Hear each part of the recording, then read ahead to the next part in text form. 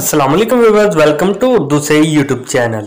अस्सलाम वालेकुम प्यारे व्यूअर्स, उर्दू से टीम के जानब से एक और न्यू वीडियो के साथ हाजिर हैं। और आज की इस वीडियो में हम आपको बताने वाले हैं कामना नेम के मीनिंग और इसकी तफसीलात। कामना के इंग्लिश में स्पेलिंग बनते हैं KAMNA। जिन्स लड़की है, मजहब है मुस्लिम। कामना के मायनी है तमन्ना, ख्वाहिश, चाहत।